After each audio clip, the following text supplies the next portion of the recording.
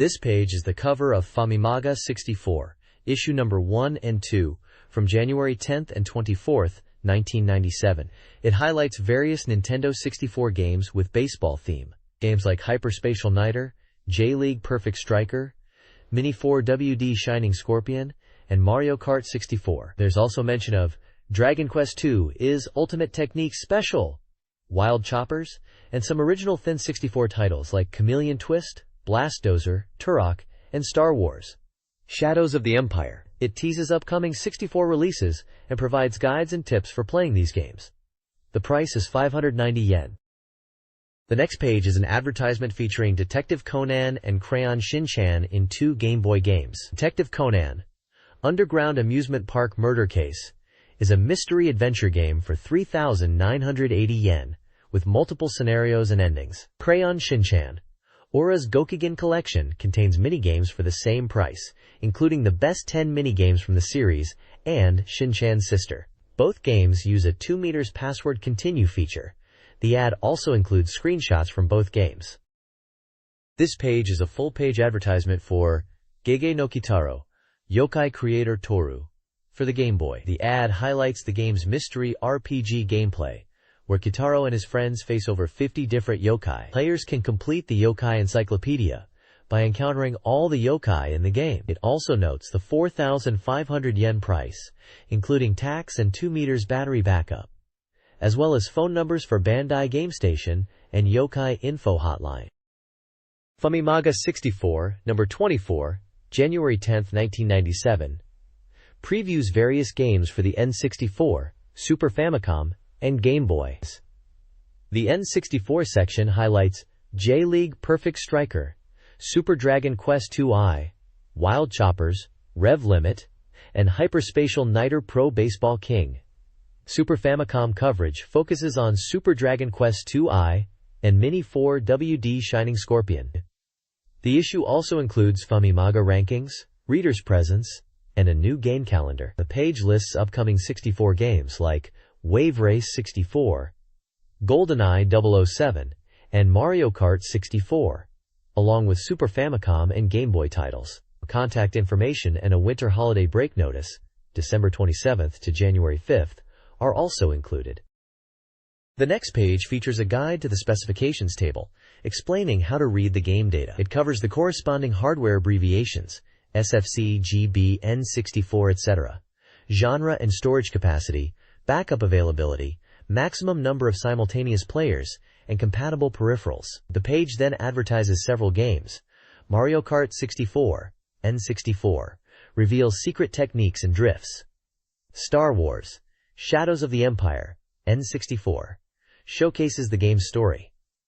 Turok, Dinosaur Hunter, N64, highlights the 3D stick controls and unique world. Blastozer, N64, focuses on how to rescue people and switch vehicles. Gambare Goemon 5, N64, highlights polygon items. Dragon Knight 4, SFC, introduces the story part of the game with a battle guide. Game Boy Gallery, GB, 4 games in 1. Kirby's Kira Kira Kids, GB, features a puzzle game. Bushi Seryuden, Futari no Yusha, SFC, an ARPG set in Japanese mythology. Alkanoid, Do It Again, SFC, a block-breaking game. Nichibutsu Collection 2, SFC, 3 games. Bomberman, Beat'em, SFC, offers one-shot gameplay. Tetris Plus, GB, a puzzle game with an editor. Mini 4 Boy, GB, build and battle machines. Detective Conan, GB, a full-fledged detective adventure. Super Chinese Fighter, GB, a fighting game. Chameleon Twist, N64, seeks ideas for the action game using the tongue. Nintendo 64, Daisenshu, N64, a catalog for beginners, covering the available lineup. This page is a Mario Kart 64 technical guide focused on time attacks, offering tips and tricks to become a top driver. It emphasizes selecting lightweight characters for optimal performance, highlighting their acceleration and speed advantages. The recommended characters are Peach, Toad, and Yoshi. The page explains the benefits of each character type, noting the slight speed advantage of lightweight characters and their ability to smoothly accelerate out of corners. It also mentions that lightweight characters have less speed reduction when driving off-road, making them effective for shortcuts. The next page offers a technical guide to cornering in Mario Kart 64, emphasizing mastering drifts to boost speed through corners. It highlights the importance of increasing drift stages quickly and using mini-turbos for acceleration. The page provides advice on countersteering, maintaining drifts, and using the 3D stick accurately. It notes that drifting allows players to minimize speed reduction and gain acceleration. Tips include precise countersteering, using the 3D stick, and maintaining drifts to maximize mini-turbos. The guide covers various cornering techniques, such as the inside-in for long corners and outside-out for tight corners, and adjusting the angle with red smoke, and avoiding line adjustments after mini-turbo, and emphasizes adapting the approach based on corner type. This page provides tips for Mario Kart 64 on selecting the best racing line to achieve the fastest lap times. The page discusses how to choose the optimal route based on the course conditions and setup, focusing on shortcuts that utilize Kinoko Dash, Mushroom Power-Up. It features several courses and indicates potential shortcuts with arrows and notes on when to use the Mushroom Power-Up for maximum advantage. These courses include Star Cup's Beach Circuit, Flower Cup, Frappe Snowland, Kinoko Cup, Kalimari Desert, Nokonoko Beach, Special Cup, Rainbow Road, Hydrus Heights, Yoshi Valley, and Donkey Jungle Park. Tips are given on dealing with obstructor characters by identifying safe zones during the race to avoid them, as these characters vary their movement patterns to shorten the best line. The page also emphasizes the importance of driving on the inside line to minimize distance, with the advice to hug the inside on every course, whether it be corners and straights, as the most important point.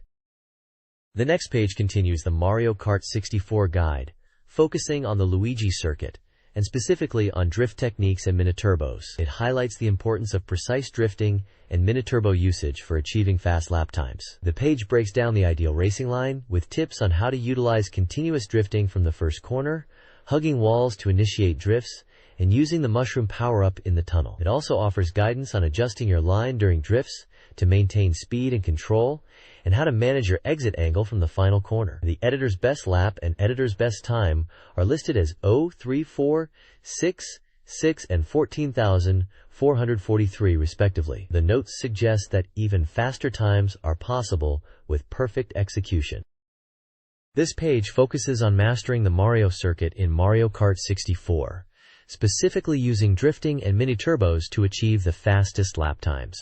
It emphasizes ignoring the typical course layout and taking unconventional routes. The guide visually breaks down the track into sections. Section 1 shows drifting immediately after the starting rocket, then continuing on the grass. Section 2 shows drifting to scrape along the wall's edge. Section 3 details drifting through the giant mushroom and wall gap, while Section 4 shows the course as a whole. The page highlights the importance of drifting around corners and immediately using a mini-turbo, and describes that a chain of mini-turbos in the hairpin corner is rare. It also notes that drifting is possible even when passing through the wall gap, and it is difficult to perform. Finally, it advises drifting back onto the course at the final stage, initiating the mini-turbo on the course itself. The guide mentions that using drift and mini-turbos on lap 2 and 3, there is no need to stay on the grassy area. The next page is from Famimaga 64, featuring a guide to achieving high performance in Mario Kart 64 on the N64. It details techniques for the Flower Cup's Mario Circuit course. The page includes the following application guidelines. Submissions should be on VHS tape. Include a recording of your gameplay at the beginning of the tape. Display the speedometer while playing. Include the applicant's address, name, age, phone number, the selected course, and the preferred software.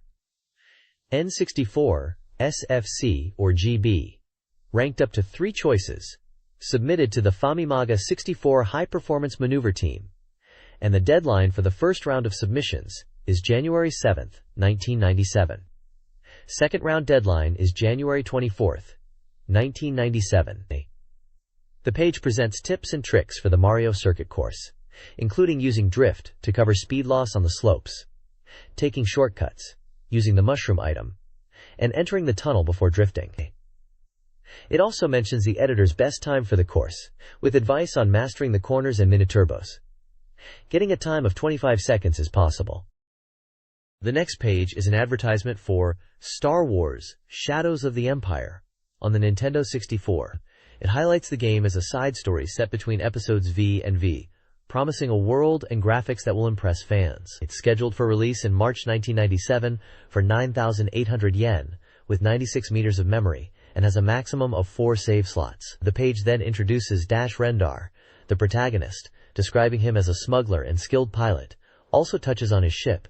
The Outrider is a heavily customized freighter. Dash is compared to Han Solo in attitude and skill set, and the Outrider's design is noted to share similarities with the Millennium Falcon, though it's a custom, top-of-the-line model. The text also mentions Labo 2D9, Lebo, Dash's co-pilot and droid companion.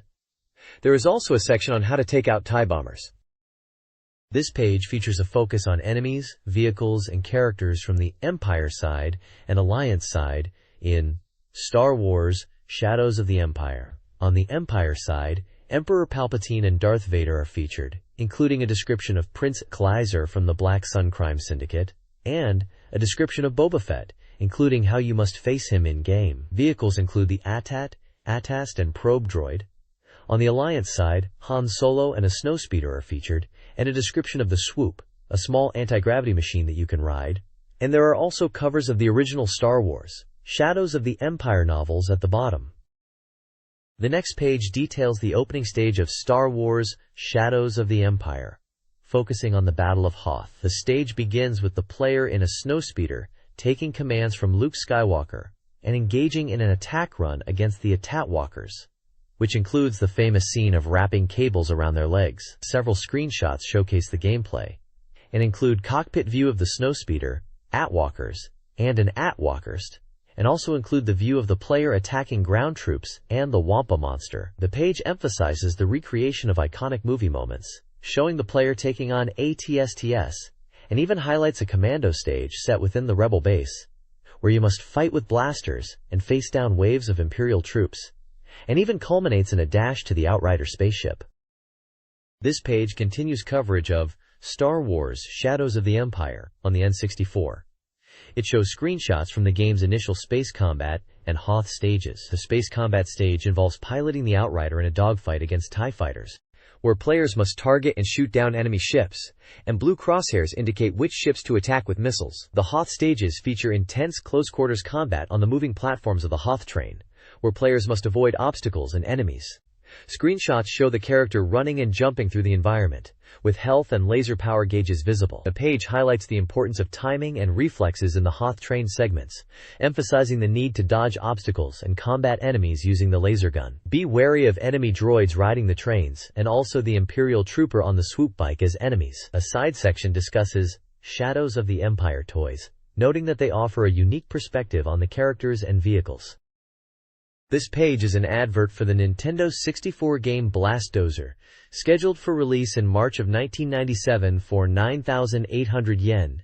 It covers the game system details, introducing new facts such as saving the remaining residents is one of the game's objectives, in addition to demolition. It also details the game's controls, rescue missions, with screenshots from the game itself, where players must also prevent nuclear explosions from runaway trains. The game also includes helping residents and a summer salt attack. The controls are shown to target objects, as well as the HUD, where stages show building destruction status. The gameplay is explained for clearing stages, destroying buildings, and rescuing residents using the helicopter. The next page delves deeper into Blastozer, focusing on the different vehicles players will use to stop runaway trains and prevent disasters. The player can operate helicopters and even trains, showing a screenshot of a train stage. The page highlights the Cyclone suit, equipped with a pollution cleaning function called RDU, and introduces the bonus vehicle as a new addition. It introduces several other main mechs that can be used in the game: the Cyclone suit, Thunderfist, Ramdozers, Backlash, Sideswipe, and Skyfall, and their abilities such as the Ramdozer's power to destroy objects and the Backlash's hard body. This page is a full-page advert for the game Turok: Dinosaur Hunter for the Nintendo 64. It highlights the game's graphics and action gameplay, telling the reader they can experience Turok through a room close to completion. The player needs to collect time-space stones to open doors in each stage, facing off against the enemy, the campaigner. The screenshots show gameplay locations. The next page focuses on Turok: Dinosaur Hunter for the Nintendo 64, emphasizing its immersive and free-moving world and the sense of adventure it delivers. It highlights features like the auto-mapping function, which aids exploration by revealing undiscovered areas. The game's environments allow players to swim, climb, and explore. The player can sneak past a dinosaur hidden in the grass. The monkeys can be scaled up the tree to reach items. Tricky switch-like mechanisms are featured, such as a section where rock formations emerge, creating a path. The 3D stick controls offer a way to view from the player's perspective, which heightens the tension of combat.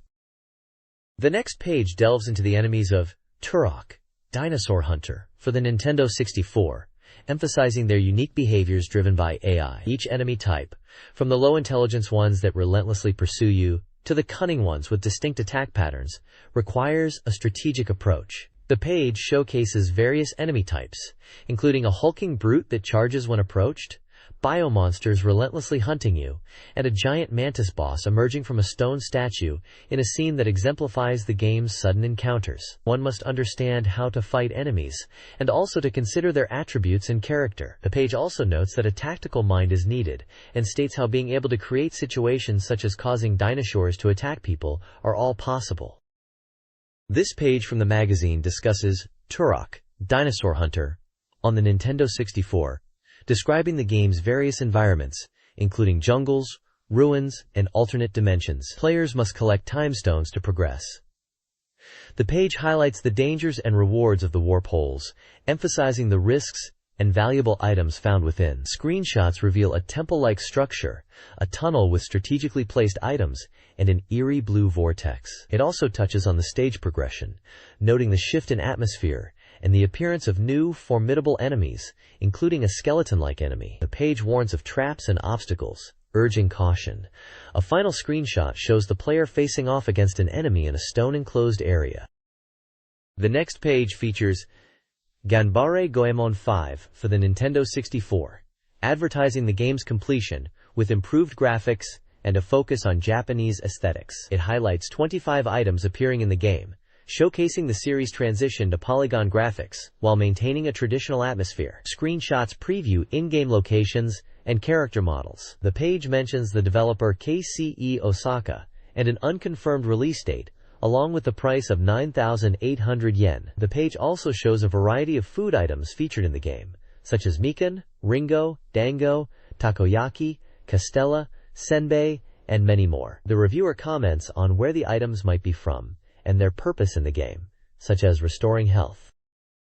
This page is about the character motions and equipment in Ganbare Goemon 5 for the Nintendo 64. It details the smooth character movements achieved through motion capture, with around 100 patterns per character, showcasing Goemon's running animations and Ebisumaru's attacks. The page also showcases various equipment, like helmets, armor, and umbrellas, that can be found in the game's shops. These items not only alter the character's appearance, but also enhance their defensive abilities. The Golden Beckoning Cat item also makes an appearance along with series favorites.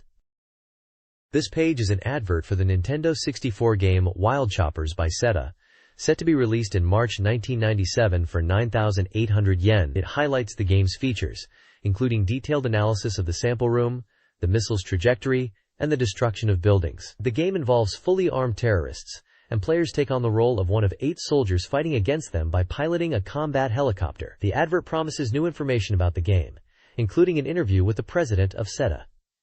There are also screenshots showing gameplay.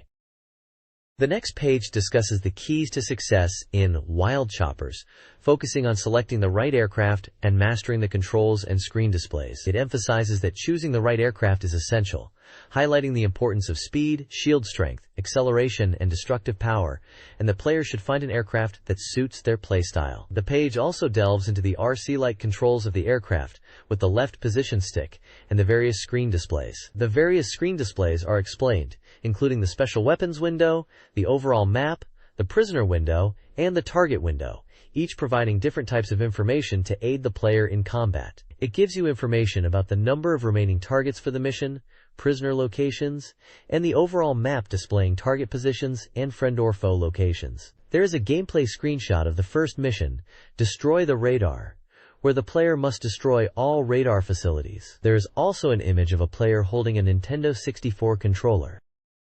This page details the 3 types of attack methods available in Wild Choppers, focusing on how to effectively use them to complete missions. It emphasizes that players should avoid combat when possible, and fully utilize all 3 attack types to succeed. The first attack method is the homing missile, which is effective against enemy facilities and can be fired automatically by locking onto targets. The second is the cluster bomb, which causes significant damage with a wide blast radius and is ideal for attacking ground facilities and destroying multiple targets at once. The third is the Vulcan cannon, which has a weak attack power but can fire continuously and is useful as a basic weapon when special weapons are limited.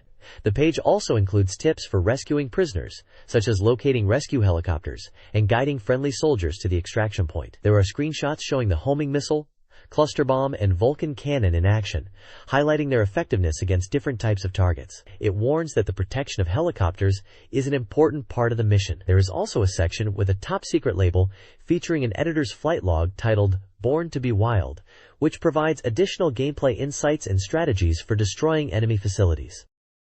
The next page discusses techniques for dodging enemy homing missiles in Wild Choppers to enhance aerial combat. It presents 3 strategies to evade missiles, accompanied by screenshots and gameplay tips. When a missile is approaching, a warning message appears, prompting the player to either evade or destroy the threat. The first strategy is evasion, which requires skilled piloting to avoid missiles. The second is shooting down the missile with a cluster bomb or Vulcan cannon, which is more effective if the missile is approaching head-on. The third strategy involves using a dummy missile to divert enemy missiles.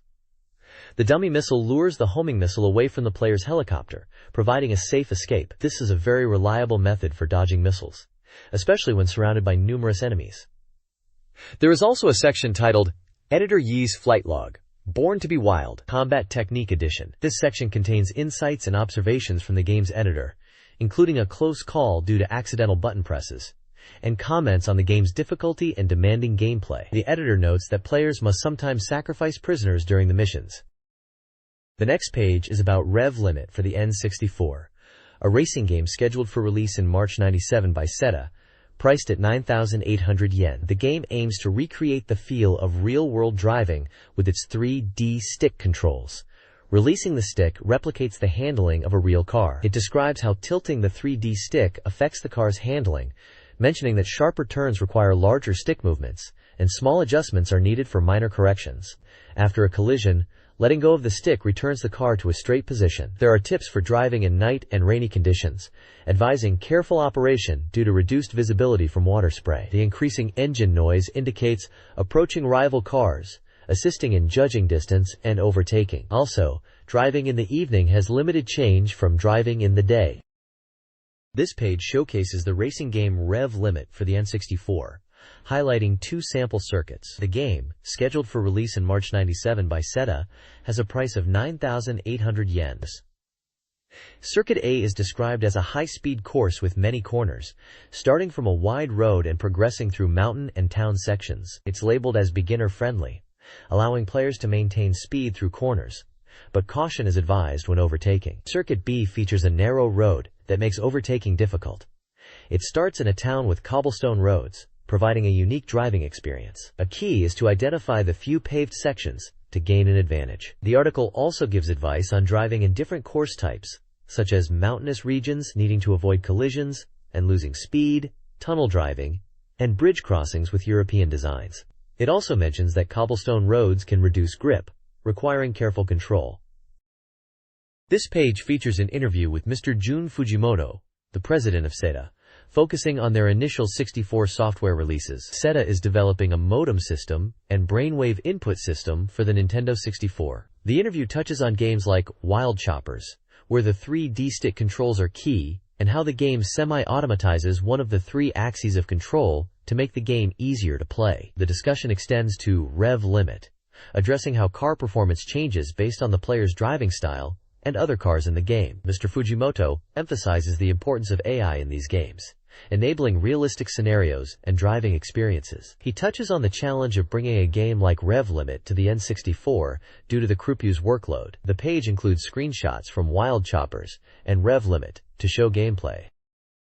The next page features an interview with Mr. Fujimoto from Seta. They are enhancing the N64 experience through a vibration pack and a brainwave interface, enhancing gameplay and immersion. The vibration pack, developed by Seta, aims to add a tactile dimension to gaming, enabling players to feel road conditions. The brainwave interface is a unique concept that Seta is exploring, allowing for more intuitive control. Fujimoto envisions enhancing the gaming experience for everyone by making it easier to play and communicate, especially for older and younger players. Seta is also planning a modem cartridge for Shogi 4, so anyone can enjoy network play. This is scheduled for a 1997 release. Fujimoto discusses the potential of the 64DD, expressing his thoughts on developing new software that utilizes its capabilities. He mentions the interface's quality is currently low, but he hopes to improve it, also talking about the cost of the equipment being high, and also that they have to focus on making better AI. Seta is giving away items such as Super Real Mahjong PVI towels and desk calendars. The text explains how to enter the giveaway. The next page is a strategy guide for J-League Perfect Striker, a soccer game for the N64. It promises to reveal data on all 16 J-League clubs, along with techniques and strategies. The guide covers understanding tactics, formations, and various offensive and defensive maneuvers. It includes advice on formations, player selection, and in-game strategies like all-out attack, side attack, zone press, and counterattack. It emphasizes the importance of understanding the game's mechanics and adapting strategies to suit different situations and opponents. This page continues the strategy guide for J-League Perfect Striker on the S64. It provides tactical advice, focusing on offensive and defensive techniques. The guide covers various offensive techniques like dribbling, passing, and counterattacks. It highlights using quick passes, crossing from the sidelines, and centering the ball for shots. It also gives defensive tips, such as tackling and preventing slide tackles, as well as how to intercept passes. The page also explains how to interpret the game's data, focusing on parameters like dash speed, stamina, ball control, defense, and jump height. It gives an overview of how these stats affect player performance. Screenshots demonstrate the different gameplay tactics described, such as dribbling, passing, shooting, and tackling. The next page shows team stats and formations for J.League teams: Kashiwa Reysol, Kashima Antlers, Urawa Red Diamonds, and Jeff United Ichihara. For each team, the page lists players by position, their stats, in categories like goal-scoring ability, shooting power, curve, speed, dash, stamina, jump, and defense. There is a total score and formation diagrams, offering a snapshot of team strengths and tactics. Each team has a brief description. This page displays team stats and formations for 3 J.League teams: Yokohama Flugels, Verdy Kawasaki, and Bellmare Hiratsuka, plus Yokohama Marinos. For each team, the page lists players by position and their stats in categories like goal-scoring ability, shooting power, curve, speed, dash, stamina, jump, and defense. A total score and formation diagrams are also provided, offering a snapshot of team strengths and tactics. Yokohama Flugels utilizes a 352 formation. The club focuses on a strong midfield and effectively uses zone pressing. With Brazilian players in the forward Meizono, their attacks are highly effective. The reviewer notes that Jinho is explosive. Verdy Kawasaki plays with a 532 formation. The reviewer comments that the team has been lacking energy recently. But the Gronos. While forward Magron is strong in headers, the team is solid overall, especially with Japanese ace Miura Kazuyoshi. Bellmare Hiratsuka has a 451 formation. While the defense is low, the team has sufficient attacking power. The strategy involves focusing on forward Noguchi and having midfielder Narahashi, with high speed and shooting ability, take long shots. Yokohama Marinos also uses a 451 formation. They focus on defense and quick counterattacks. It will be difficult to break the defense. Their strategy involves getting the ball to Acosta. The next page shows team stats and formations for Nagoya Grampus 8, Shimizu Spulse, Kyoto Purple Sanga, and Jubilo Iwata. Each team's player roster is listed by position, accompanied by stats for goal decision, shooting power, curve, speed, dash, stamina, jump, keep, and total defense, along with an overall rating and the team's formation. Nagoya Grampus 8 plays in a 442 formation and are considered one of the strongest teams with high overall stats. The page highlights Stojkovic's exceptional abilities and the presence of Ogura as a scoring threat up front, encouraging readers to aim for goals using their left foot. Shimizu Spulse also uses a 442 formation. Their strength lies in a midfield with many talented players, allowing for smooth transitions between defense and offense. The page suggests entrusting free kicks to Sawano Gabori due to his high curve stat and highlights the depth of their roster. Kyoto Purple Sanga utilizes a 442 formation. The team is strong defensively and focuses on quick counterattacks, recommending readers to pass quickly. Jubilo Iwata employs a 352 formation and is known for their very high attacking power. The page emphasizes the team's strong forward line, with players like Nakayama, Scalacci, and Takeda, all of whom are capable of unleashing powerful shots. The next page presents team stats and formations for several J.League teams: Sanfrecce Hiroshima, Gamba Osaka, Avispa Fukuoka, and Cerezo Osaka. Each team's player roster is listed by position, along with individual stats such as goal decision, shooting power, curve, speed, dash, stamina, jump, keep, and defense, plus an overall team rating and the team's formations. Sanfrecce Hiroshima plays a 343 formation. They are noted for requiring high levels of skill to play well, and the article suggests focusing on their center. Gamba Osaka uses a 343 formation. The page suggests focusing on team defense because of their poor offense and states that individual play is important. Avispa Fukuoka employs a 442 formation and is described as having a weak defense but a strong offense, and highlights that they have several overseas players who can turn the tide of a match. The article suggests using Maradona and Troglio in attack. Cerezo Osaka also uses a 442 formation and possesses the league's highest-rated player, Gilmar. The page also emphasizes the importance of stamina in a long-term strategy.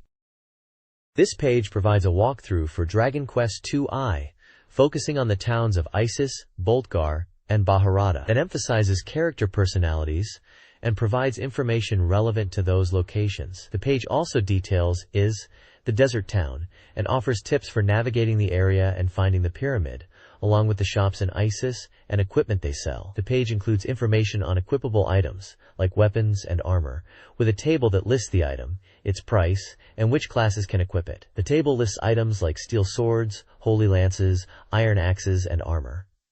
There is a section dedicated to daytime and nighttime changes in information within the game. Quote, "The next page presents a guide to the pyramid from Dragon Quest II, advising players to gather information in Isis before venturing inside, and warning of a royal curse. It highlights the pyramid's location north of Oasis, urging adventurers to be aware of traps and hidden treasures. The page contains tips on navigating the pyramid, including puzzle solving with buttons and cautioning against enemy encounters. The page focuses on enemy strategies against the monsters in the game, like Hag Mirror, Mummy, and Crabclaw, suggesting the use of spells against certain foes, and recommending the magic staff for disabling enemy incantations. It also describes the characteristics and attack patterns of various monsters found within the pyramid and desert, providing valuable insights for battles. This page illustrates the dungeon maps for each floor of the pyramid in Dragon Quest II, from the basement level, B1F, up to the 5th floor, 5F. It visually outlines the layout of each level, aiding players in navigating the pyramid's complex structure.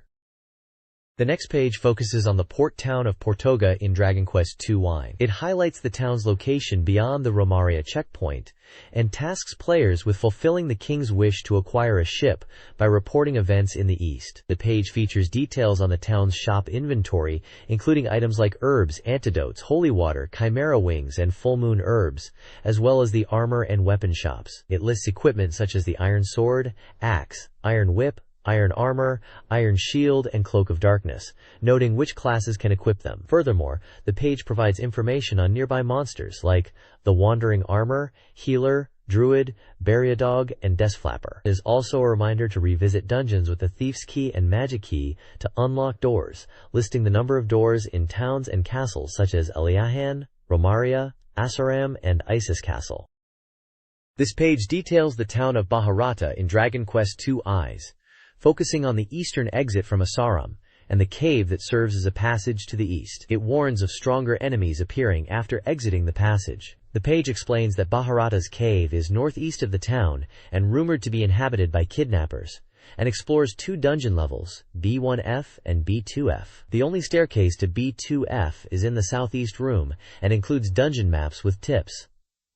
There is shop information for both weapons and items. Weapons include the Morning Star, Great Scissor, Staff of Resilience, Iron Armor, Magic Shield, and Clogs. Items available are herbs, antidotes, holy water, chimera wings, full moon herb, and spider silk. The page also lists monsters found in the surrounding area: Death Jackal, Hunter Fly, Mirth Mago, Ant Bear, Voodoo, Catbat, and Killer Machine.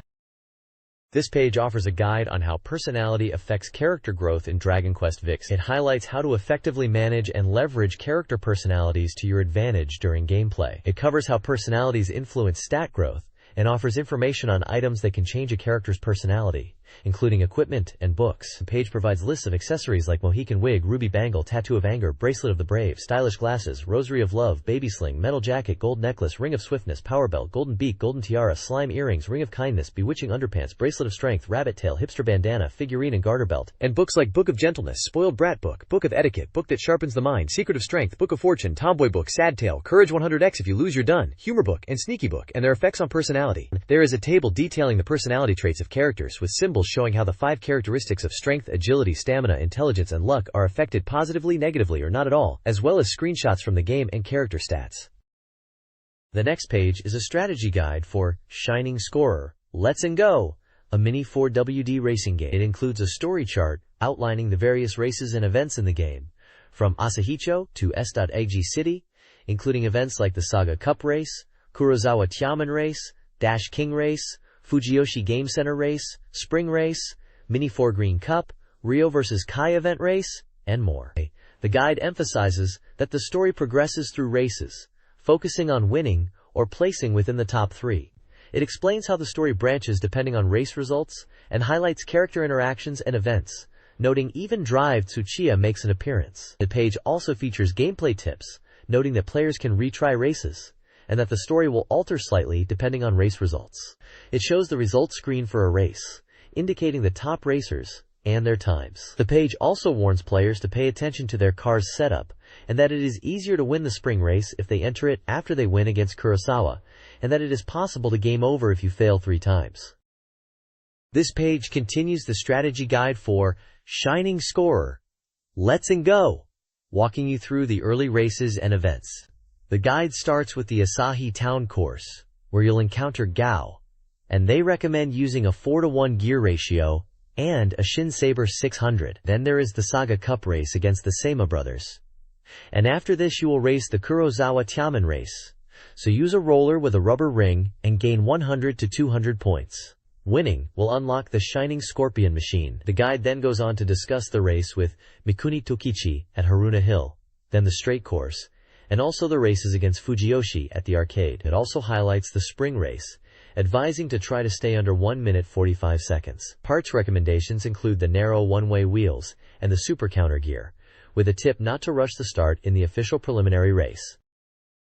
The next page dives deeper into Shining Scorer, Let's and Go, guiding you through official races and events. First up is the Nikko Taira Spring Race, where you'll face rivals like Cyclone Magnum, Spin Cobra, and Black Saber. The guide recommends using torque-tuned parts with wide one-way wheels or large-diameter aluminum ball bearing rollers for the cream bun course. You'll encounter Gao or Retsu again, so prepare for a rematch. The guide continues with the spring race, this time against 4 strong opponents: Yoshi, Kurosawa, and the player. Winning this will unlock the Shining Scorpion machine. Then there is an event at the warehouse district that leads to a special event with the Mechanic Man. Also shown are recommended parts such as a high-speed motor and low-height sponge tires, suggesting to use gold terminal and ball bearings to get you started. This helps prepare you for races against Kai at the special arena course. If you win, you will get more experience. There is also the race to the tunnel course, so you can participate in the summer race.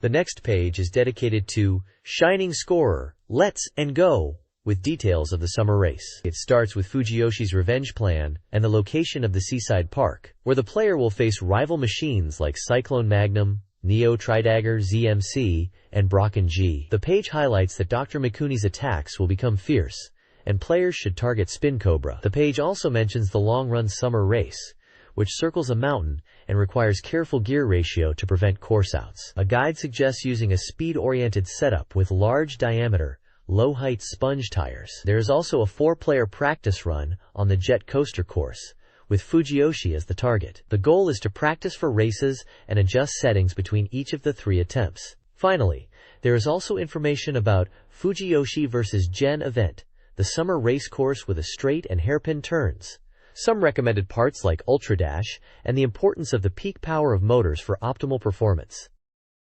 This page showcases Shining Scorer, Let's and Go, focusing on events after the summer race. The rival machines include Seba 600 and Brocken Gigant. There's a section about the Listinger course, where the player visits Ironheart Sensei's house, leading to an encounter with Ray and a course event where Magnum is launched. The player then rushes to Ironheart Sensei. Another event involves Ironheart Sensei, who helps repair the Shining Scorpion. The protagonist answers mini-quiz questions from Ironheart Sensei. The page features information from Ironheart Sensei's teachings and an image of the new Scorpion machine made from ceramic and carbon. The last race involves common preliminary rounds, entering the tunnel course of Kazumura. To participate in the summer race, players must finish in the top 3 in the preliminary rounds. The page also provides recommended parts for the course and a flowchart showing the path from Yamano Toge to Cosmos Lake. Additionally, there is a section on adjusting gears. The Mini 4WD Diary provides tips on gear and motor setups.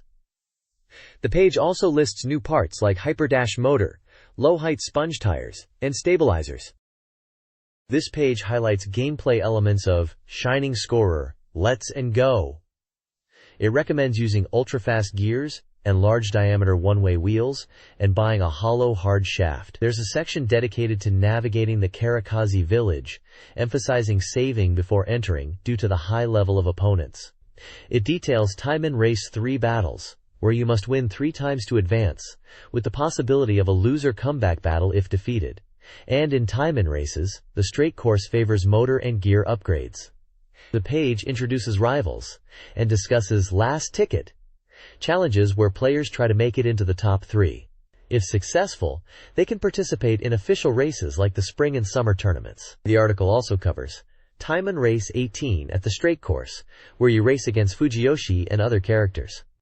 Autumn Race 20 is another focus, stating that if you can get into the top 3 in this race, you'll be one step closer, and it has a chance to challenge SGJC.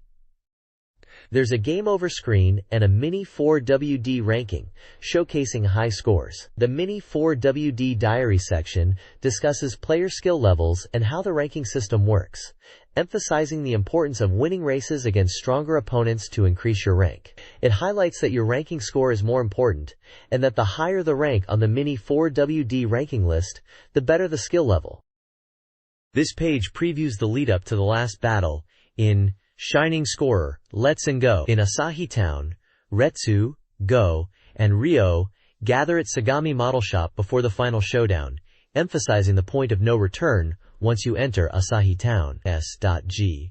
City is one step away from the championship, featuring rival machines like Cyclone Magnum and Neo Tridagger ZMC. The town has 3 model shops and 3 course types, allowing for point accumulation but cautioning about difficulty. The page features participating members like Retsu and Go, and mentions Tamiya's store, with the release of full Cowl Mini 4WD models. It also describes the S.GJJ.C course, a technical and long course requiring a custom setup to win, based on ultra tune-up parts and the most powerful motor. Lastly, it highlights the importance of machine balance in the final race, and the need to concentrate before starting. The Mini 4WD Diary section reflects on the end of the year and includes player thoughts and experiences. It mentions the upcoming release of Shining Scorpion and anticipates future events and model releases. The next page is an advertisement for Chokukan Niter, King of Pro Baseball, on the N64, released by Imagineer for 9,980 yen. It's a baseball game supporting up to 4 players, focusing on strategic team management and dynamic gameplay. The page discusses maximizing team strengths by focusing on either speed or power, depending on player types. For fast teams, it suggests using hit-and-run tactics and stolen bases. For power-hitting teams, the strategy shifts to waiting for opportunities to drive in runners with extra base hits, or aiming for home runs. The page also covers defensive strategies, like disrupting the opponent's defense by aggressively running the bases. When the opponent throws strikes to avoid walks, the game encourages players to try hitting those pitches. It emphasizes that a single hit can change the game, potentially leading to a come-from-behind victory. It also describes the in-game controls, mentioning that players can make their characters run faster using the R button on the 3D stick, which creates scoring opportunities and allows for fast base running and fielding. This page details advanced baseball strategies within the game, focusing on pitching and team composition. It highlights tactics to disrupt opposing batters, such as varying pitch speeds and locations to avoid predictable patterns. It also suggests defensive adjustments, such as repositioning fielders to counter powerful hitters. The page explains key player stats and their impact on gameplay, including hitting percentage, home run count, and defensive abilities. It notes that higher stats indicate greater proficiency in those areas. It also touches on factors like player condition and its impact on performance. This page highlights that a good understanding of the game's mechanics and player attributes is crucial for success, enabling players to make informed decisions on both offense and defense. The next page is dedicated to advanced baseball strategy for Oryx Blue Wave in the game. It focuses on star players Ichiro and Neil. It notes Ichiro's all-around high stats and ability to deliver under pressure, making him a key offensive player. Also, it mentions Neil's power hitting and strong performance with runners on base, suggesting using him strategically in key situations. It lists detailed player data, including hitting percentage, home runs, RBIS, ERA, stamina, running ability, fielding ability, shoulder strength, defense, and control. It provides a pitch type chart for each pitcher, showing their various special pitches.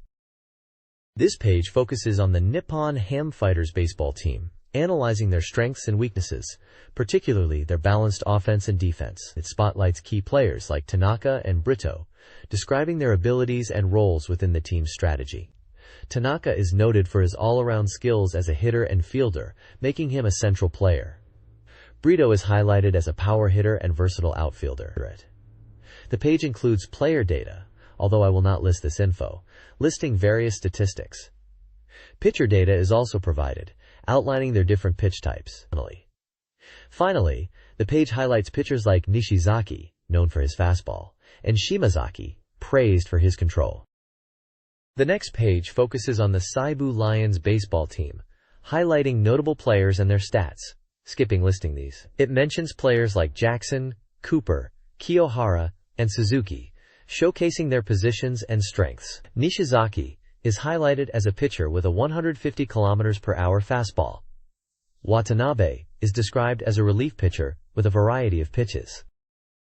This page features the Kintetsu Buffaloes baseball team, focusing on key foreign players and their potential impact. It highlights Rose as a powerful hitter and Nakamura as a versatile player. The page also includes player statistics and defensive positions, focusing on offensive stats like batting average and home runs, as well as defensive stats. Akabori is noted as a pitcher with a strong fastball and good control. The next page introduces the Chiba Lotte Marines baseball team, focusing on key players. It highlights Tsumuki as a valuable player with good running ability, and Hori as a player who excels at creating opportunities. It also details pitcher Igarabu's 150 km/h fastball and forkball, and discusses Hillman as a reliable pitcher with good control and stamina. The page includes player statistics, focusing on offensive stats like batting average and home runs, as well as defensive stats and positions. The next page shifts focus to the Fukuoka Daihawks baseball team, analyzing their strengths and weaknesses. While they boast a powerful offense, their pitching staff, particularly the relief pitchers, struggles with high eras. The page emphasizes the importance of starting pitchers going deep into games, and highlights key players like Muramatsu, known for his speed and base-stealing abilities reminiscent of Ichiro, and Kokubo, a power hitter whose batting average is a concern, but whose power and RBIS are valuable. The page includes player data, focusing on offensive stats like batting average, home runs, RBIS, as well as defensive stats and positions. It then moves on to pitcher data, focusing on pitchers such as Kudo and Hose and their pitching styles and stats. It highlights Kudo's strong curveball and Hose's ability to mix a straight fastball with a sharp, downward-breaking curve. This page presents a reader's request top 20 ranking of games. Mario Kart 64 holds the #1 spot, remaining popular even after its release, and receiving 287 points. The article notes that Mario Kart 64 is still popular due to players considering buying the N64 console itself. Following closely is The Legend of Zelda 64, tentative title, at number 2, with 214 points. Jikyo Powerful Pro Baseball 4 for the N64 has risen to 3rd place. The article mentions that fans had requested the ability to train pitchers in this version. Other games in the top 20 include Super Mario RPG 2 tentative title, Ganbare Goemon 5, Neo Momoyama Bakufu no Odori, Mother 3 tentative title, Hyperspatial Niter Pro Baseball King, Super Famicom Dragon Quest II Ive, Yoshi's Island 64, Kindaichi Case Files tentative title, Star Fox 64, 064 tentative title, Street Fighter 02 Pokemon 2 Gold version, Bomberman 64 tentative title, Momotaro Dentetsu Happy, Pokemon 2 Silver version, and Super Bomberman. The reader's request ranking is based on 1,000 survey postcards collected by December 18th. This page features a Famimaga reader's ranking for new games. It's a reader poll. It lists several Super Famicom, Nintendo 64, Game Boy and Super Famicom games with their scores and short comments. The first game shown is St. Andrews for the N64. The next game is Super Jinsei, Game 3 for SFC. Comment mentions adjusting the roulette force from the Jinsei game series. Next is Nichibutsu Collection 1 for SFC, and includes a comment about enjoying Koryaku Casino Bar and Obana Garden.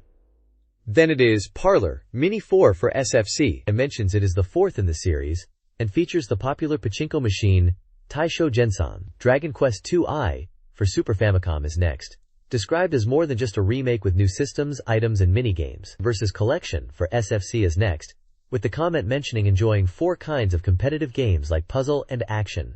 Next is Pachikun Game Gallery for the Game Boy. The comment states that this is the 4th Pachikun game, and you can enjoy many in one. Momotaro Dentetsu Happy for SFC is listed with a comment on the impact of King Bombi.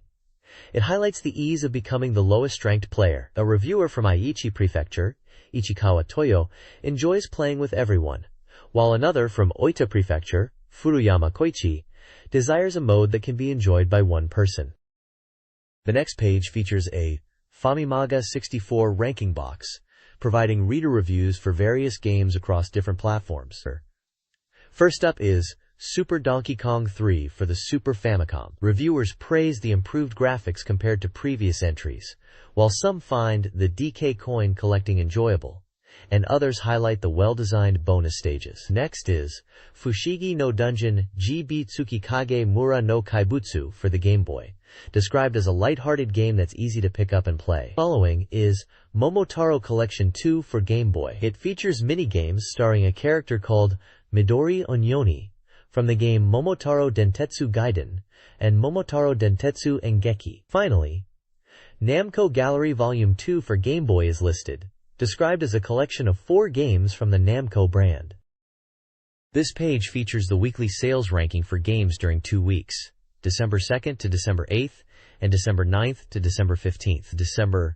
The 2nd of December 8th, ranking. Dragon Quest II for the Super Famicom tops the chart with 516 points, followed by Momotaro Dentetsu Happy with 156 points. Super Donkey Kong 3 is in third place. Other games in the top 10 include Parlor Mini 4, Pokémon, Fushigi no Dungeon, Winds of Siren GB Monster of the Moonlit Village, Tetris, Super Jinsei Game 3, Donkey Kong Land, and Yakuman. The comment notes that Dragon Quest II is selling well. The Game Boy titles, Pokémon and Winds of Siren GB, are also performing well. A new release, Momotaro Collection 2, is in 14th place. December 9th, December 15th ranking. Dragon Quest II and Mario Kart 64 take the top 2 spots. Super Donkey Kong 3 remains popular. Other titles in the top 10 include Momotaro Dentetsu Happy, Pokémon, Parlor Mini 4, Super Mario 64, Fushigi no Dungeon, Super Jinsei Game 3, and Super Donkey Kong 2. The accompanying text highlights Mario Kart 64's debut at number 2. It also mentions that Dragon Quest II continues to dominate the charts and is expected to maintain its lead. Other Game Boy titles are also mentioned and maintaining their scores. The next page showcases a variety of fresh and helpful information, starting with CRDROM games such as Wonder Project J2 from Enix, featuring the lovable character Josette in an adventure game. The CD-ROM includes mini applications, screensavers, wallpapers, and sound data. One particularly useful feature is the scheduling function, where Josette's voice and smile notify you of upcoming events. It requires Windows 95 to run. Additionally, there are Pokemon-themed goods, like Pokemon playing cards. These cards come in red and green versions, each designed to match the respective Game Boy games. The cards feature profiles of the Pokemon. There is also a presentation of Pokemon Star Trump cards. The page also has an image of the long-running Game Boy title Pokemon, and a screenshot of Red starting a fight. The next page features an advertisement for Torneko The Last Hope, which is a roguelike RPG, also known as the Mystery Dungeon series, being re-released with a new blue package. The Game Boy version includes a new scenario and the Fiji's 10 questions. There is also a campaign for Momotetsu Happy, where purchasing the game will include a Momokuji lottery ticket for a chance to win prizes. Additionally, Atlas is running a campaign for the PS game Persona, with a chance to win a Hawaiian trip or a Grishock watch. This page includes CD, video, and book releases. The Tokimeki Memorial No 6 Candelas features a focus on the character Yuko Asahina. The Neo Geo DJ Station CD is also featured. The CD drama Ayu Densetsu IV, Dragon Slayer IV, has a CD release featuring music from the game. Also featured is Super Donkey Kong 3 original soundtrack, the Anata no Yarikata de Dakishimete CD by Sakura Tange, and The Love is the One Thing in Your Life CD by Mami Kingetsu. The Wingover Fighter File book and the TV series Ranma 1/2 video release are also shown. There is also a segment on the upcoming Biohazard movie adaptation, which in the West is also known as Resident Evil, with a mention of the movie adaptation of the popular game. There is also mention of a competition for a X video release, which has artwork by Clamp, which is only available to 5 winners. The next page invites readers to share their opinions. They are giving away 10 copies each of 6 different games. 1. Super Famicom, Dragon Knight. 4. 2. Super Famicom, Arkanoid Do It Again. 3. Super Famicom, Bushi Seryuden Fist of the Azure Dragon. 4. Game Boy, Tetris Plus. 5. Game Boy, Detective Conan, The Underground Amusement Park Murder Case. 6. Game Boy, Kirby's Star Stacker. To enter, readers must fill out a questionnaire, including their school or occupation, age, gender, favorite magazines, and the amount of game software they own. They are also asked their opinions on the magazine's content and what games they would like to see featured. The page provides detailed instructions on how to fill out the entry form and warns against common mistakes. It also lists the names of the winners of the Famimaga 64 number 11 present campaign. Please provide the text you would like me to summarize. The next page delves into essential knowledge for Dragon Knight 4, a strategy RPG where players fight to prevent the demon race from dominating the human world. The game blends quest and simulation modes, focusing on character interactions and strategic battles. Key elements include understanding enemy and ally unit stats before engaging in combat to optimize unit deployment. Fountains of Revival can be used to completely heal damaged units within range, ensuring their readiness for battle. Prioritizing the development of key characters is crucial, enhancing their stats with items to avoid game overs when they fall. The page highlights several key characters, including the main character Kakeru, as well as Sayer, Marlene, Eito, and Natasha, detailing their unit types and roles in the party. Additionally, the bottom of the page mentions that players can also engage in dialogue and interaction with other allies. The release date for the game is December 27th, and the price is 7,980 yen. This page from Famimaga 64 magazine offers tactical insights for Dragon Knight 4, focusing on how to leverage unit types effectively in combat. It discusses various unit classes, emphasizing the importance of understanding their strengths and weaknesses. The page details standard units, aerial Dragon Knight units, archer units, ninja units, lance-equipped horse units, worker units, wizard units, and spear units. Each unit type has unique attack ranges and capabilities. For example, units that can attack from a distance should be positioned to avoid direct counterattacks. Terrain also plays a role, affecting movement and attack power. The next page from Famimaga 64 magazine features Dragon Knight 4, presenting scenarios within the game's towns and villages where player interactions influence the story. In the town of Soria, the character Kakul has a chance encounter that triggers the start of his adventure, leading him to meet Marion. Other locations include Michelle's town, where Wendy and Rosalind become allies, and Blaze Port Town, where players converse with Natasha and progress through events. The page also highlights a nameless, isolated island where the ship carrying Kakul and his companions is wrecked. Discussions are ongoing, and the passage of time leads to new developments. Encounters with Eito are crucial for advancing the plot, and there are scenes depicting the characters parting ways and reuniting. This page covers scenes and events from Dragon Knight 4. It starts in Tusta, the port town, where Tunyon has stolen an amulet. Players can join either the Tunyon or Cabal unit at the training grounds after retrieving it. Also covered is the Des Valley event, where players reunite with stone statues of past characters, and how the party rescues Leia, helping her become a Dragon Knight. Players will also enter a cave with Toru and help Leia in Tasta. In Dwarrel Village, there is a bathing scene with Wendy and potential interactions with Marlene. At Tino Port Town, the novelist Roy Dawn becomes a party member. Finally, at Leeson Town, the story is coming to a close, and events with Natasha, Kakel, Eito, and Marlene are highlighted. The next page showcases Game Boy Gallery, a collection of classic Game & Watch titles reimagined for the Game Boy. The compilation includes Manhole, Fire, Octopus, and Oil Panic, and offers both faithful recreations and enhanced modern versions. In Manhole, players must skillfully move the covers to allow pedestrians to pass safely, while Fire tasks players with rescuing people jumping from a burning building using a trampoline. The modern versions introduce new elements, such as controlling Yoshi in Manhole and rescuing the princess in Fire. The page also highlights the different characters and scenarios in each game. In Manhole, Yoshi is on screen. Fire introduces hazards like bombs hidden within eggs. This page focuses on the Game Boy Gallery and its Then and Now modes, comparing the original Game & Watch versions to the updated Game Boy versions. The Then modes offer faithful recreations of classics like Fire and Manhole, while the Now modes introduce new elements and characters like Mario and Luigi. In Fire, you rescue people from a burning building.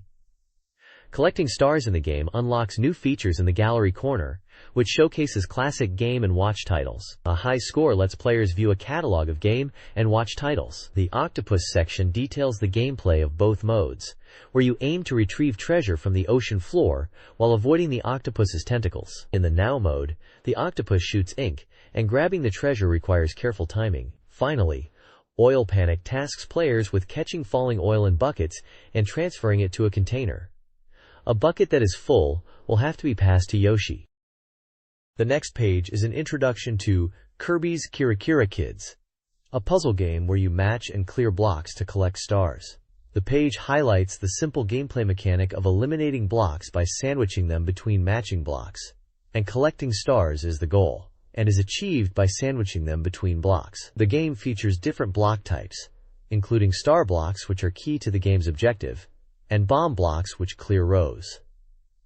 Solid blocks and helper blocks also feature. It also shows that using chain reactions is key to scoring high. The game will release January 25, 1997, and will cost 3,000 yen.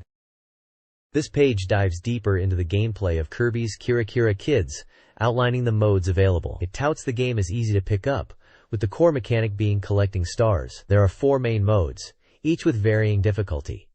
Round Clear mode challenges players to defeat King Deed by collecting a set number of stars.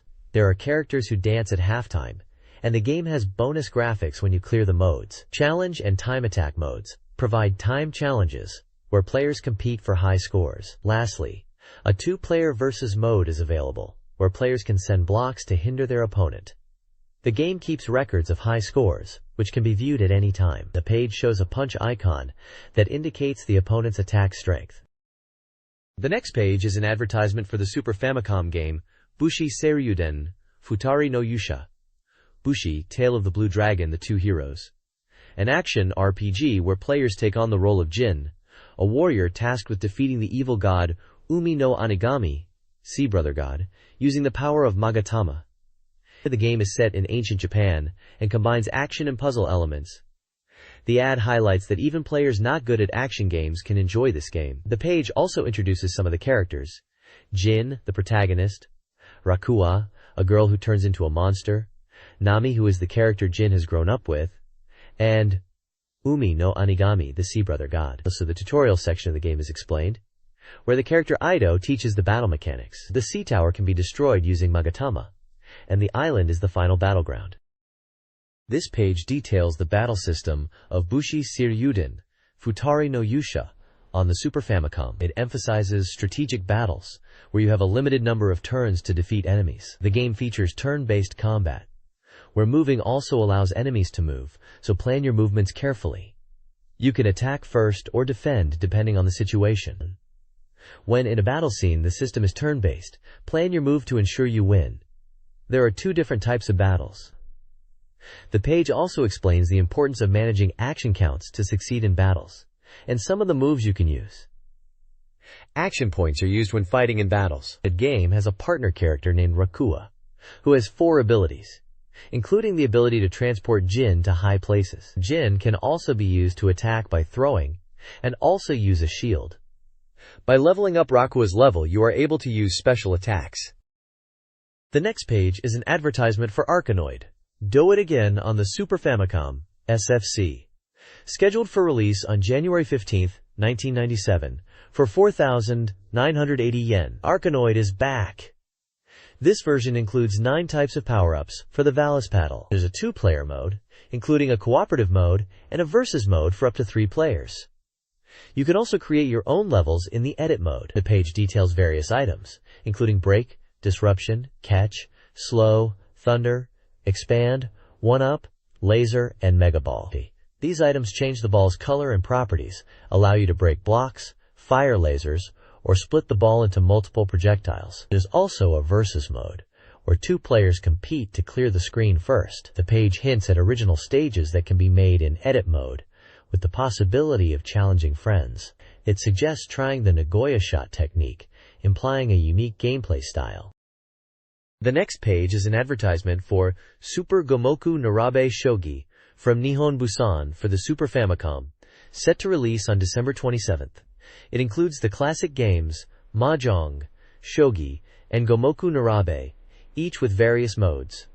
The price is 7,980 yen. The game offers Super Gomoku Narabe Shogi, which combines Gomoku and Shogi. In Gomoku Narabe, there are two modes. Players can play against the computer at 3 difficulty levels in free battle. The Gomoku Sumo mode involves 15 consecutive matches in a location with ranks from beginner to grand champion.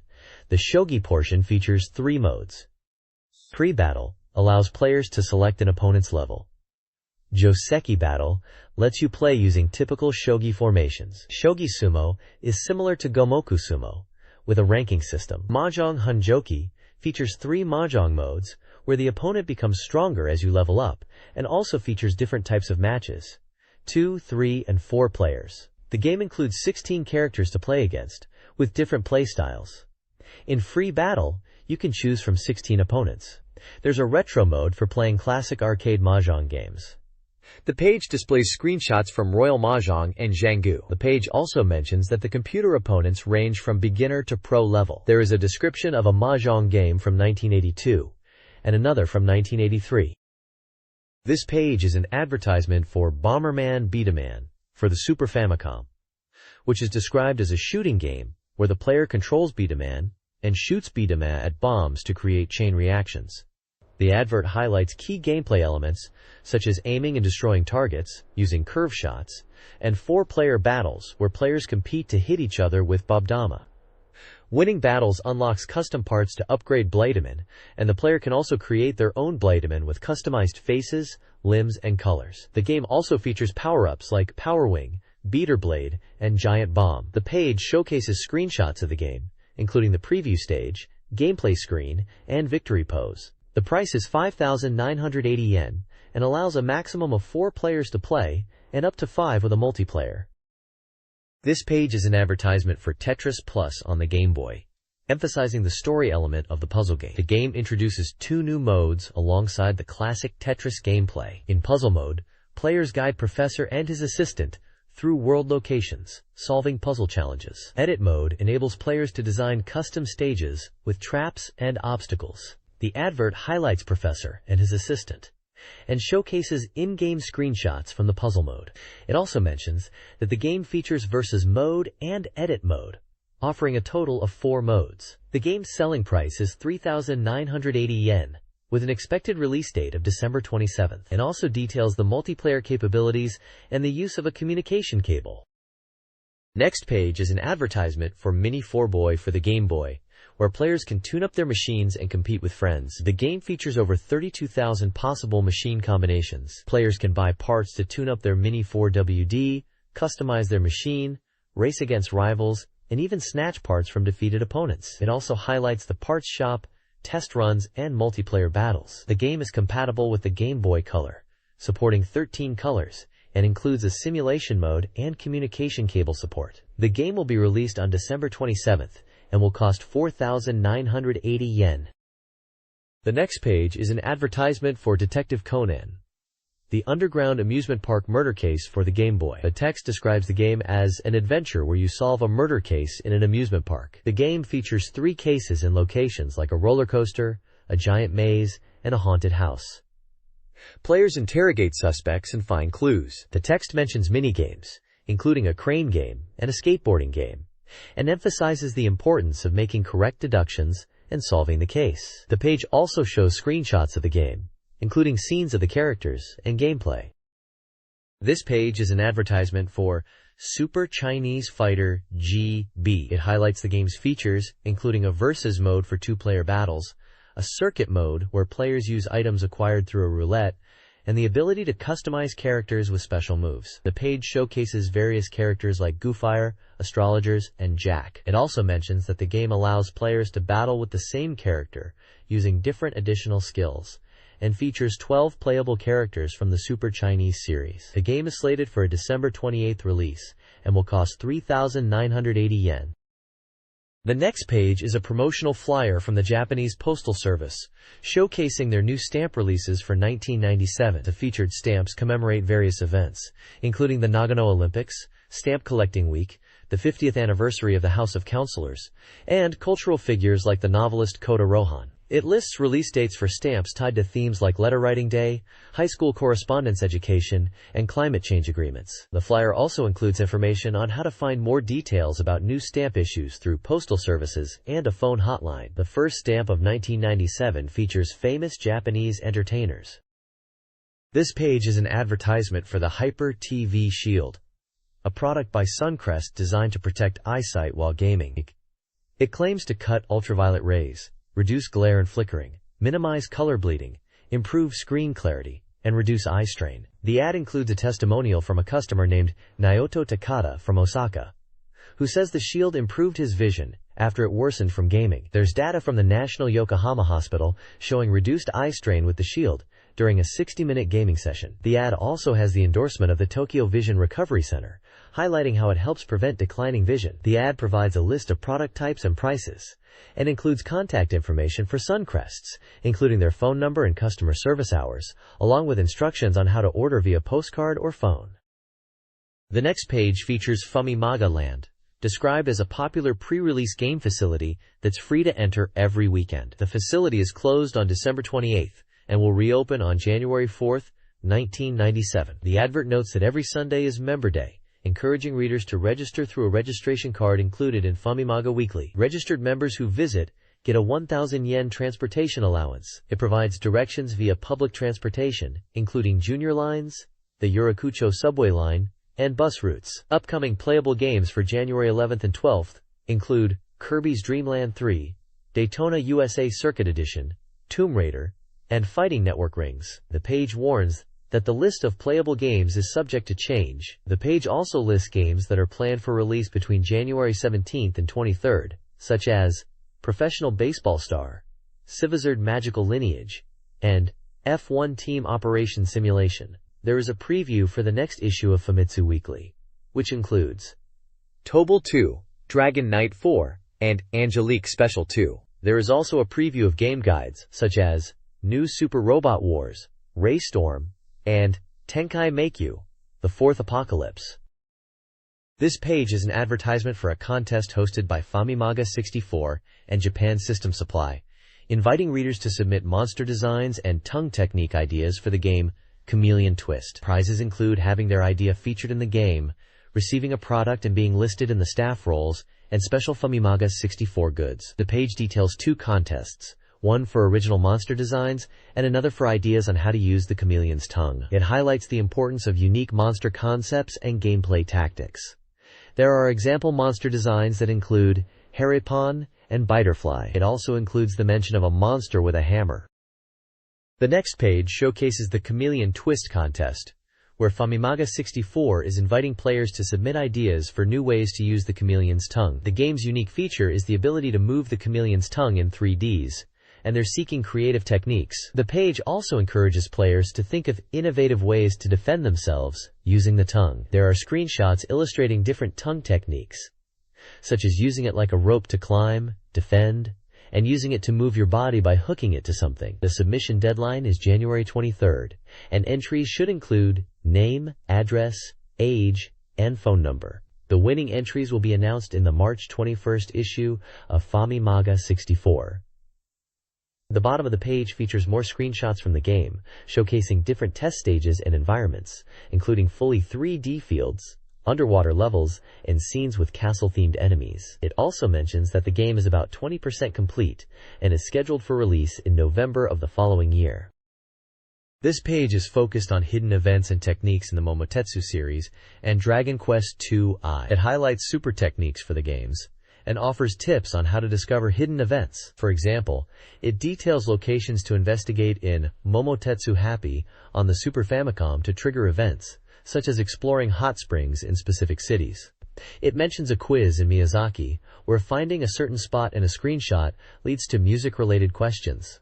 It even suggests that answering these quizzes correctly might lead to rewards.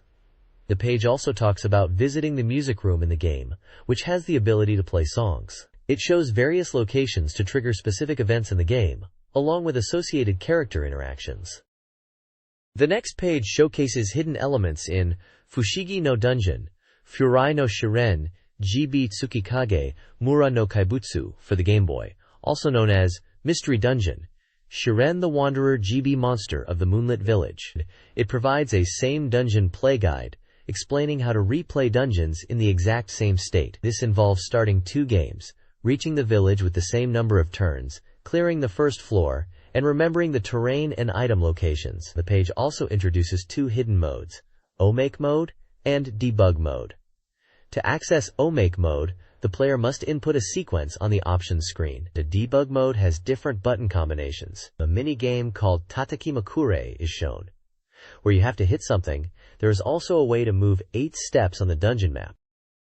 This page features reader submissions with tips and tricks for various games. One segment focuses on Mystery Dungeon, Shiren the Wanderer GB Monster of the Moonlit Village, explaining how to capture Kasatanuki monsters that disguise themselves as items by luring monsters to the item spot, then using a staff to swap places. The page also offers tips for achieving a rocket start in a racing game, possibly Chocobo Racing for the PlayStation, by rapidly pressing the B button during the countdown, a technique to change the picture frame in Yoshi's Panapon, Tetris Attack, for the Super Game Boy by inputting directions using the DPAD with certain buttons is described. The next page focuses on hidden features and tricks in several Super Famicom and Game Boy games. 4. Parlor Mini 4. A Super Famicom pachinko simulator, the magazine reveals how to unlock hidden settings. By holding L and R while pressing Y on the options screen, players can access additional options like guaranteed wins, which greatly impacts gameplay. It describes how to trigger a guaranteed win, or a situation where even if the ball enters the center of the attacker, it will still result in a hit for the CR Daiku no Gensan game. The magazine also explains a hidden character selection method in Yoshi's Panapon, Tetris Attack, for the Super Game Boy. By connecting 2 Game Boys with a link cable and entering a specific input on the level select screen, players can unlock characters like Bowser to use as helpers. Finally, the page details how to access a sound test mode in Parlor Mini 4 to listen to the game's music and sound effects, and how to alter the character display on the stage select screen by 4 tiles. This page features reader-submitted hints and tips for various Nintendo 64 and Super Famicom games. For the Nintendo 64 game Wonder Project J2, it explains how to rotate items in the shop by holding R and using the 3D stick. Another tip reveals that you can get your character repaired even if you don't have enough money. You can enter a simple name in Wonder Project J2 by selecting End without entering anything during the name input screen. A tip for Super Mario 64 reveals how to make Mario float in the air by climbing a specific slope on the castle roof. It also mentions how to slip through triangular roofs in another area of the game. For the Super Famicom game Super Donkey Kong 3, the magazine shares how to make the character Funky angry by repeatedly leaving his vehicle behind. It also reveals that you can honk the horn of vehicles by pressing X and move letters in the title screen of the same game by pressing certain buttons after getting a game over.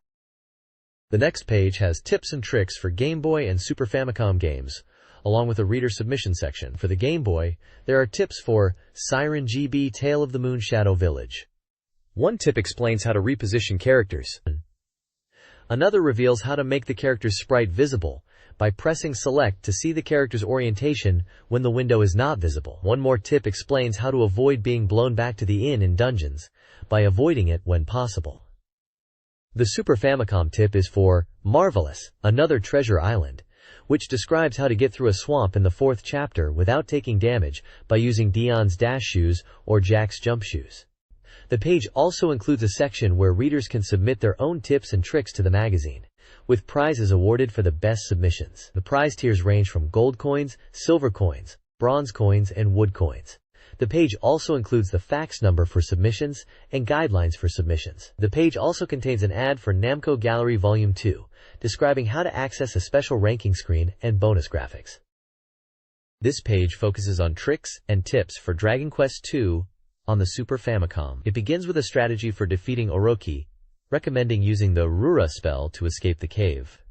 The page then details where to buy the Henka no Tsubo transformation pot in Aichi Prefecture, which allows the player to transform into different forms.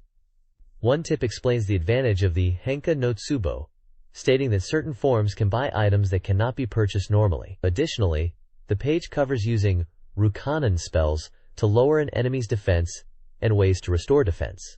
It shows how taking damage can be reduced and how to restore defense by using Sukara. Finally, the page features a mystery recovery location with an image of a building, speculating about potential monsters and the location's purpose. The next page provides helpful tips for Dragon Quest II.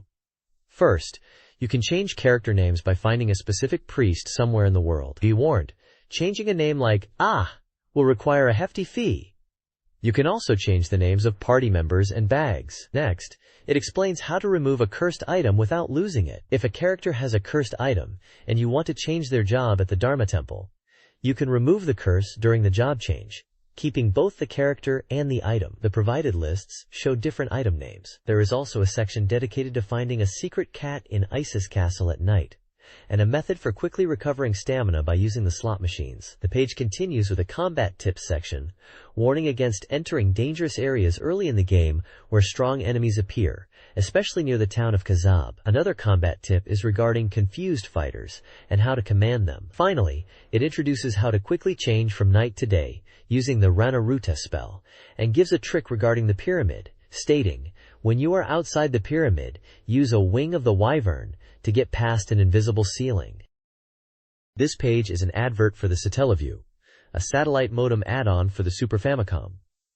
The page introduces Satellaview Station, a program that will broadcast arranged versions of classic games. The games highlighted are Zero and Famicom Detective Club series. For F-Zero, there will be audio-linked content, a competition to race original machines and try to get the best lap time, and it is scheduled to be broadcast in January. The BS version of the game boasts enhanced graphics and performance compared to the original Super Famicom version, including improved torque and top speed. You'll compete on 4 Super Famicom courses and 1 BS original course, and the top 4 racers will compete in leagues, with broadcasts scheduled between December 29th and January 24th. Players can enter from Earth using a Super Famicom, and they are able to select a driver or vehicle after passing the official regulations and pick up participants during free running. Vehicle changes are not permitted mid-race, and the overall score is determined by the best lap times across 5 courses. Featured machines include the Luna Bomber, Blue Thunder, Green Amazon, and Fire Scorpion, each with unique characteristics. The page also briefly mentions Ihatovo Monogatari, a sound-linked game scheduled for a March broadcast in which players can have characters speak, and the page mentions a voice actor competition. Screenshots of the game are shown. Finally, it mentions that the Super Famicom Satellaview set is being sold at stores. The next page announces the Famicom Detective Club series is being revived for the Satellaview with enhanced audio and a new scenario written for the BS version, scheduled for broadcast in February. This version retains the feel of the original disc game, but features improved graphics. The page showcases screenshots of the game, with dialogue and character interactions. The voice of Ayumi-chan in the disc version was provided by Yuko Minaguchi, also known for her roles as Yawara Inokuma in Yawara, and Pan in Dragon Ball GT. A photo of Minaguchi is included, who provides hints during the game. The page also lists the Super Famicom broadcast schedule from December 29th to January 25th, and some of the games include Daibista 96, RPG Tsukuru 2, and F-Zero. This page is the RGB Maniac, reader's page of Famimaga 64. The page includes fan-submitted Christmas-themed drawings and comments. It also announces the second popularity contest for game characters, where readers can vote for their favorite character from any Nintendo hardware game by sending a postcard with the character's name and game title. Each postcard can only have one character vote, and multiple entries are allowed. 4 winners will receive a special telecard. The deadline for submissions is February 14th, 1997. The page features various fan-made illustrations with Christmas themes. One depicts Shadow and Realm from Final Fantasy VI, next to a bed with a present. Another shows characters from Seiken Densetsu, Secret of Mana, dressed in Santa outfits, sitting on a Christmas-themed scene. There is also a drawing of a girl with blonde hair in a Christmas-themed picture in crayon, and other humorous or festive images with accompanying comments. The next page is the Postcard Maniac's Garden section, featuring reader-submitted content. There are several 4-panel comics and illustrations with humorous commentary. One comic features characters from what appears to be a dating sim, with dialogue about friendship and romance. Another is about a Tales of Fantasia fan who is really into the character Lies. Marvel-san is on the page with a 4-panel comic. The page also touches on readers' opinions and experiences with games on the N64 and PlayStation, including the Tales series, and how gamers feel about them. The last part of the page showcases a submission of Tales of Fantasia in what seems to be a nurse uniform holding a cross. This page is the Maniac Drawing Gallery section, showcasing reader-submitted fan art and comments. The editor is pleased with the number of submissions and gives submission guidelines, such as folding the pictures before sending to the studio. Artwork includes fan art of Final Fantasy, Star Ocean, and Seiken Densetsu, 3 characters. One person remarks about the Final Fantasy artwork of Arc being energetic with nice, light colors. Another person comments on the atmosphere of the Star Ocean artwork of Millie and Keel. The Final Fantasy VI artwork of Girls on Lees being cute. It mentions that Pinot and Georgette are popular and rising in popularity. There is information on how to submit artwork, including the address and submission deadlines. Finally, the page contains comments about the illustrations, such as one praising the impact of a drawing, or another liking the fire effects in a Red Lotus Sorcerer piece. The next page introduces the N64 software catalog, featuring 63 titles with the latest information. It highlights must-have software for both new and existing 64 owners, encouraging readers to check out the anticipated new releases. The page then features several games with screenshots and descriptions. Yanbare Goemon 5. The Neo Peach Mountain Shogunate's dancing features Goemon in a 3D world with adventure elements. Familiar characters like Ebisumaru, Sasuke, and Ye-chan appear. Japanese System Supply is a title where players move freely and control characters. The aim is to hunt down enemies. GoldenEye 007 allows players to become James Bond and infiltrate 3D polygon buildings, defeating enemies with guns. Cavalry Battle 3000 involves controlling a rider on a machine in a racing game with missile attacks. Super Mario 64 is described as a 3D action game, where Mario explores various worlds, collects stars, and saves Princess Peach. Players can also play as Yoshi once 120 stars are collected, and Mario can do time attacks with friends. Star Wars Shadows of the Empire offers a realistic experience of the movie, with impressive graphics. Doraemon Nobita and 3 Fairy Spirit Stones features a polygonal Doraemon in a 3D adventure where players can change characters. This page features a variety of upcoming 64 games with brief descriptions and screenshots. Hexen, an action game where the player explores dungeons and collects items. Blastozer, where the player must prevent a nuclear explosion by clearing obstacles, where you can switch vehicles to help. Body Harvest, where the player fights insect-like aliens and rides vehicles through time.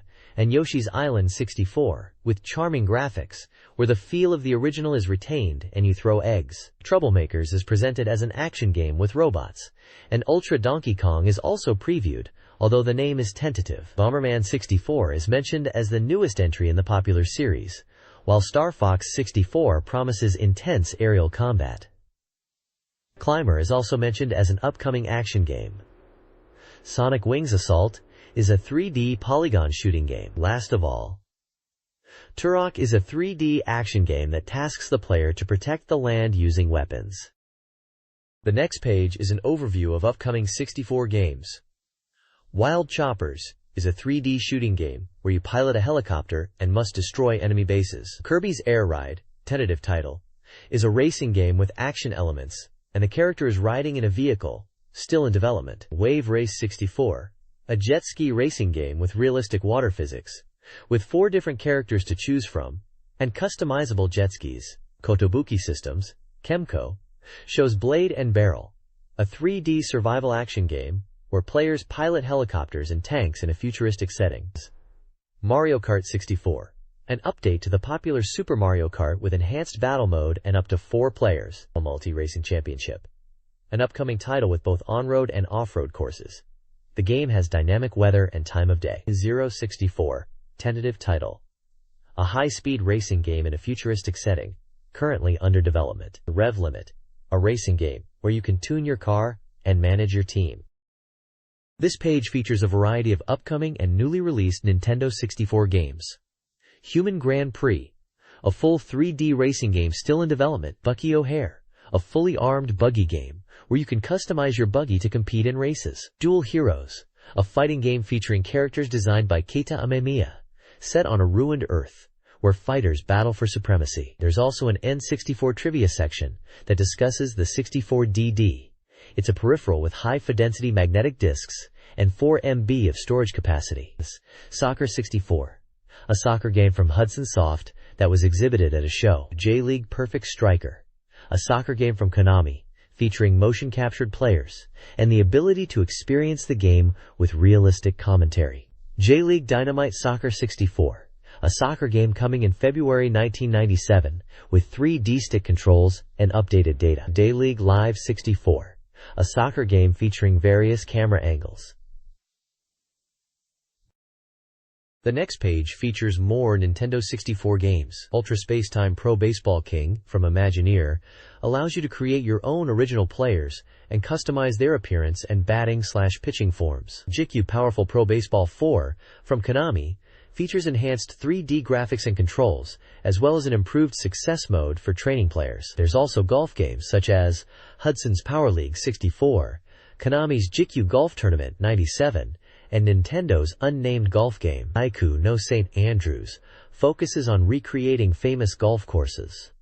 Bottom Ups 64 Ozumo features sumo wrestling characters, with a unique left position control scheme. Pilot Wings 64 from Nintendo lets you fly through the air in various aircraft and complete missions. Shin Nippon Pro Wrestling Toucan Road Brave Spirits, a wrestling game featuring a large roster of wrestlers. This page highlights several upcoming Nintendo 64 games.